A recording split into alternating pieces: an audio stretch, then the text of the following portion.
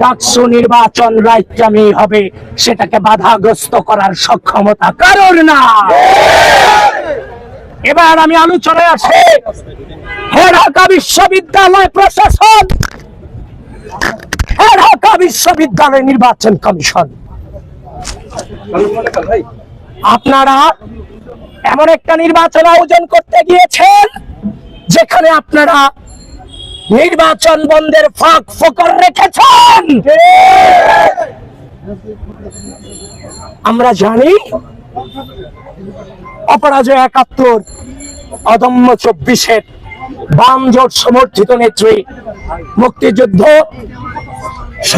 স্বাধীনতা সংগ্রাম ও গণতান্ত্রিক আন্দোলন বিষয়ক সম্পাদক নেত্রী, শিবির সমর্থিত প্যানেলের সাধারণ সম্পাদক এস.এম. ফরহাদের প্রার্থিতা নিয়ে হাইকোর্টে চ্যালেঞ্জ করেছে। তার চ্যালেঞ্জের গ্রাউন্ড ছিল এই নির্বাচন কমিশন। সাবেক ছাত্রলীগের যাদেরকে ছাত্রলীগের অভিযোগে অনেকেরই প্রার্থিতা তারা বাতিল করেছে, তো বামজোট নেত্রী তিনি হাইকোর্টে রিট করেছেন।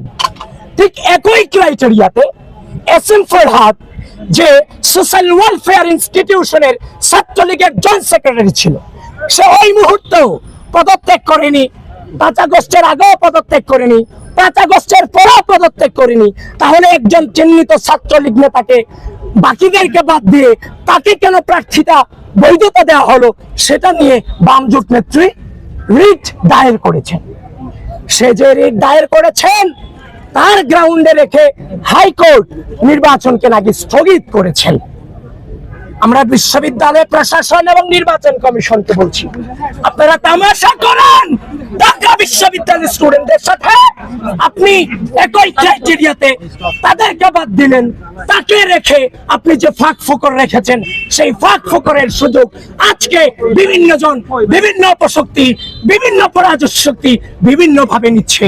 স্পষ্টভাবে জানিয়ে দিতে চাই, এই ঢাকা বিশ্ববিদ্যালয়ের মাটিতে আগামী ৯ সেপ্টেম্বর ডাকসু নির্বাচন অনুষ্ঠিত হতেই হবে, হতেই হবে, হতেই হবে।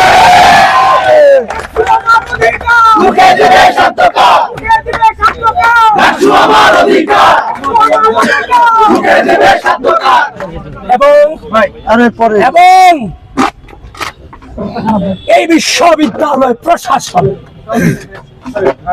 এই রিটের পক্ষে যে আইনজীবী নিযুক্ত করেছে সে হচ্ছে শিশির বণিক। বিশ্ববিদ্যালয় প্রশাসন স্পষ্ট ভাষায় বলছি, আজকে থাকার কথা ছিল কবরে, আছি এখানে। আমার রক্ত, আমাদের রক্ত, আমাদের কণ্ঠের উপর দাঁড়িয়ে তুমি সেই প্রশাসনে বসেছ। তোমাকে তো কোনো দলের প্রতিনিধিত্ব করার জন্য বসানো হয় না।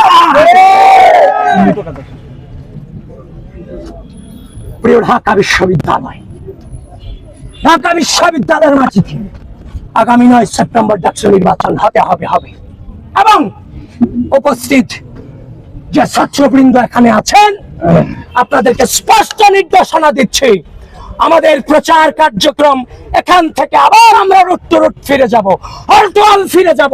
নির্বাচন হবে, নির্বাচন হবে, নির্বাচন হতে হবে। ঢাকা বিশ্ববিদ্যালয় প্রশাসন, নির্বাচন কমিশন বারবার অভিযোগ দিয়েছি, বারবার অভিযোগ নয়, স্পষ্ট প্রমাণ সহ দলিল দিয়ে এসেছি। আপনারা কোনো ব্যবস্থা এখনো পর্যন্ত নেননি। আপনারা আর কত রক্ত চান, আর কত ফাসাদ চান? আপনাদেরকে থামতে হবে, থেমে যান। ঢাকা বিশ্ববিদ্যালয়ের শিক্ষার্থীরা, গোটা বাংলাদেশের শিক্ষার্থীরা তাদের রক্তের উপর দিয়ে আপনাদেরকে ভিসি বানিয়েছে, আপনাদেরকে প্রক্টর বানিয়েছে, আপনাদেরকে বিভিন্ন হলের প্রভোস্ট বানিয়েছে। প্রকৃতি হয়তো বা কিছু সময়ের জন্য মেনে নেয়, কিন্তু প্রকৃতি কিন্তু দিন শেষে ছাড় দেয় না। সকলে সাবধান হয়ে যান, সকলে নিরপেক্ষতা বজায় রাখেন। আমি উপস্থিত যারা আছেন সকলকে ধন্যবাদ জানিয়ে আমি এখানেই আমার সংক্ষিপ্ত বক্তব্য শেষ করছি। আমি কিচ্ছু বুঝি না, আমি শুধু একটা জিনিসই বুঝি, আগামী ৯ সেপ্টেম্বর ঢাকা বিশ্ববিদ্যালয়ের মাটিতে ডাকসু নির্বাচন হবে এবং সেই নির্বাচনে বাংলাদেশ জাতীয়তাবাদী ছাত্রদল ভূমিধস বিজয় অর্জন করবে।